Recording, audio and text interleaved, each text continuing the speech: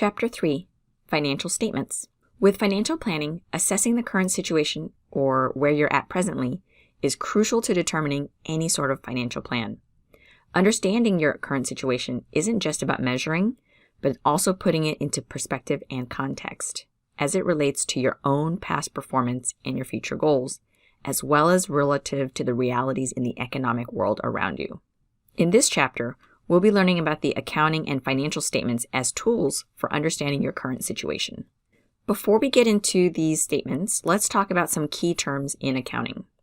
Accrual accounting is a method of accounting universally used in business, in which events are accounted for even if cash does not change hands. So transactions are recorded when they occur rather than when payment is made or received. So think of it as recording income when you earn it. Anticipated or preceding payments and receipts, which are your cash flows, are recorded when they're accrued or deferred.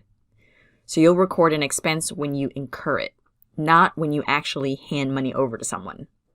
Accrual accounting defines earning as an economic event signified by an exchange of goods rather than an exchange of cash. One advantage of accrual accounting is that it gives a business a more accurate picture of its present situation in reality, rather than waiting for money to change hands. Then there's cash accounting. This is a method in which transactions are recognized only when cash is exchanged. Note that cash accounting is not considered a generally accepted accounting principle or GAAP if you ever go into accounting. In personal finance, it usually makes more sense to use cash accounting to define and account for events when the cash changes hands. So keep in mind that for personal finance, incomes and expenses are noted when the cash is received or paid, or when the cash flows. Bookkeeping is the process of recording transactions into accounting journals and ledgers. In personal finance, a checkbook records most transactions, although not everybody uses checkbooks anymore, with statements from banks or investment accounts providing records of the rest. So if you have a bank account, whether savings or checking, you will likely be receiving statements from your bank that lets you see the transactions that occurred each month. Similarly, if you have a credit card, you should be getting credit card statements that show how you've been using your credit card in terms of transactions and where you're spending your money. A few more terms to keep in mind. Disposable income is income to meet expenses after taxes have been accounted for. In other words, this is your take-home pay. A creditor is a person or entity, like a bank, who loans capital to an individual or entity for the purpose of earning interest from the borrower. So if you have a credit card, you're likely paying interest to the creditor or the credit card company. In personal finance, personal bankruptcy may occur when debts are greater than the value of assets, and the ability to reduce the debt is not possible. It's a legal process to relieve the debtor and grant some compensation to the creditors. For example, I knew a woman who, when her husband died of cancer, it caused her to go bankrupt. So she ended up selling her home in order to pay her creditors what she could, and then the rest was forgiven. Going into bankruptcy has lots of implications, though, in terms of your credit and your ability to get loans in the future. So it's not something to take lightly. There are 3 summary reports that can be produced with information that's useful: income statement, cash flow statement, and the balance sheet. The income statement summarizes incomes and expenses for a specific period of time. So income is anything that you earn, like wages or salary from a job, as well as interest or dividends that you might have from an investment portfolio. Expenses are the costs of things consumed in the course of daily living. So what you pay for in order to sustain yourself while you earn income. Examples of expenses would be food to sustain you physically, fuel so that you can get around to go to work, etc.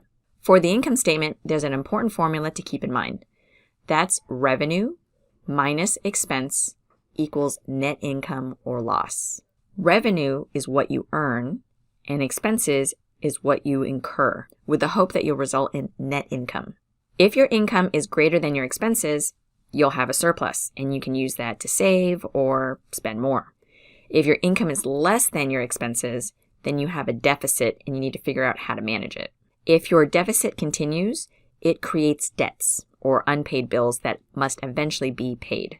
And over the long term, a deficit is not sustainable. It's not ideal. In this week's homework assignment, you'll get the opportunity to create your own income statement that'll track your incomes and expenses to determine if you have a net income or a net loss. Next is the cash flow statement, which shows how much cash came in and where it came from, and how much cash went out and where it went to over a period of time. This differs from the income statement because it can include cash flows that are not from income and expenses, such as getting a repayment of money that you loaned or repaying money that you borrowed. The cash flow statement is important because it lets you know how well you do at creating liquidity as well as your net income. Liquidity is nearness to cash, and liquidity has value. So recall we talked about it before, which is how quickly can you sell or turn something into cash.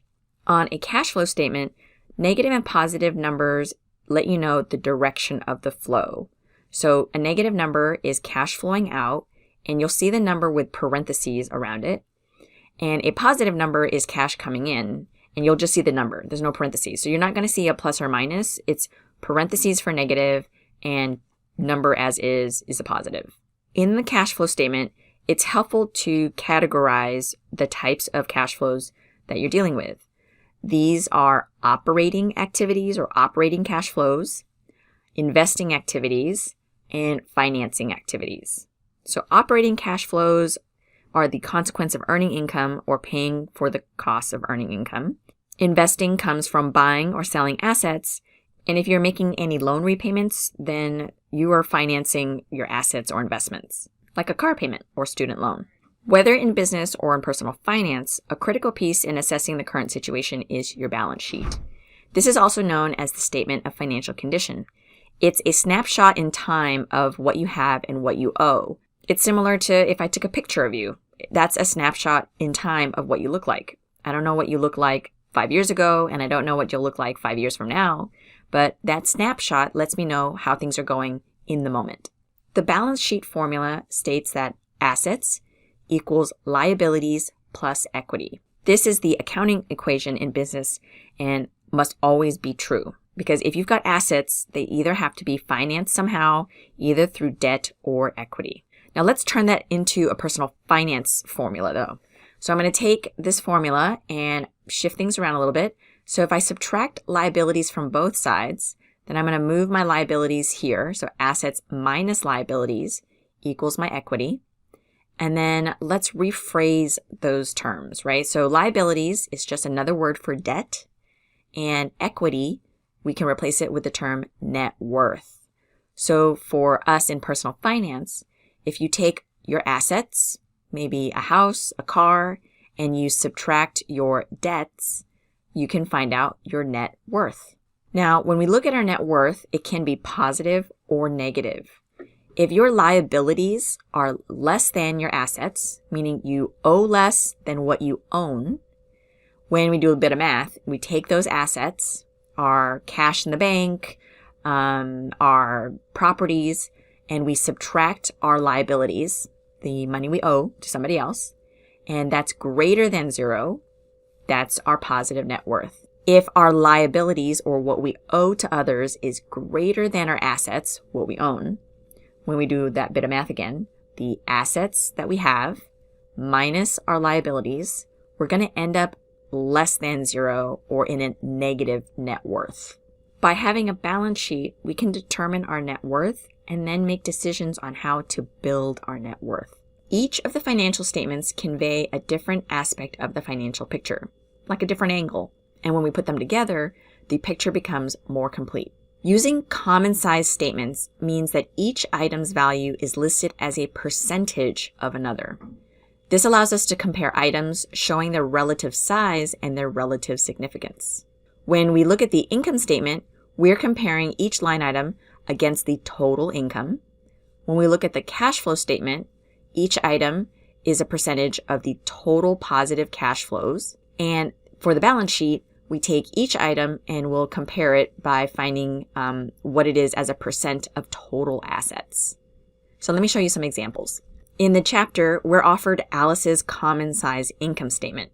So here I've highlighted in yellow our gross wages. So this is our total income we're going to use as our denominator when we're dividing in order to find the percentage of something. So we'll take the income taxes and deductions and divide that by the 44,650. We'll take her disposable income and divide that by our total income, and then do the same for each of our expenses. That will give us the percentage over here on the right.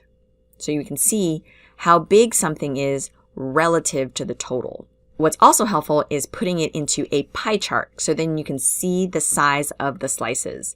And visually seeing it, we can see that rent expense has the biggest pie slice or percentage of our total income. Similarly, when we do this with Alice's common size cash flow statement, we then can also create a pie chart that lets us know where our cash flows are going. And then with our balance sheet, here we've got our assets and our liabilities. So for instance, here I'll take my car, which is worth $5,000, divide it by my total assets. And so the car is 95% of the total assets. Similarly, on the liability side, we will take these numbers for the car loan and the student loan, and we'll divide that by our total assets. Keep that in mind. So we would take the 2,700 divided by the 5,250 to see the 51% here.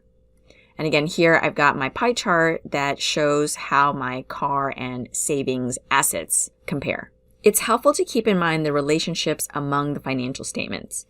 You've got the beginning balance sheet, again, that may be the snapshot at the beginning of the year, January 1st, where you're at. And then you'll have the income statement and cash flow statement that shows what's happened over time during that time period, say a year or a month or however you want to capture it. And then you've got your ending balance sheet, which again is just a snapshot in time of where you are. So when you understand how the statements are related, you can use that understanding to project the effects of your choices on different aspects of your financial reality and see the consequences of your decisions. One way to see how the numbers relate to each other is by creating ratios or doing ratio analysis.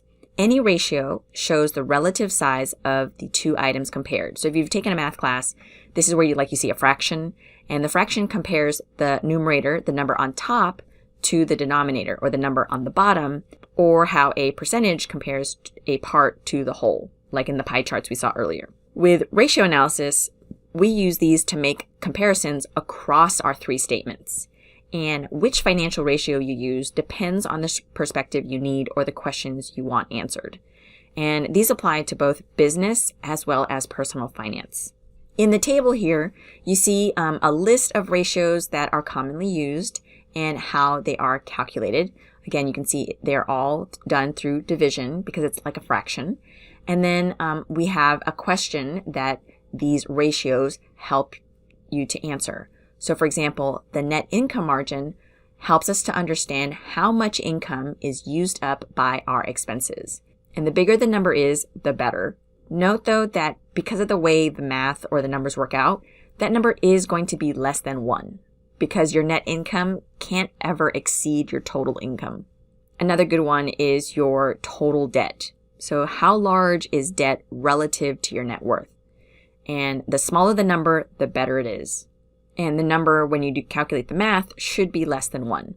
So those should be's are a quick sanity check to make sure that there's nothing wrong with your math or maybe a typo or you're using the wrong numbers. You'll want to do your comparisons over time so that you can identify where you're achieving your goals or falling short of reaching them. And then you can do additional analysis to decide why your goals are being met or why they're not being met and what you might have to change. For example, when I had a goal of buying my first condo, saving up money was a bit harder than anticipated. So I had to reassess my financial situation using my different financial statements and make some changes in my spending habits. But I also took on like a second job in order to save up more money. And then I was able to buy my first condo. Overall, by analyzing over time, you can spot trends that may be happening too slowly or too subtly for you to notice in your daily living because you're too busy living. So it's helpful to review your situation at least every year.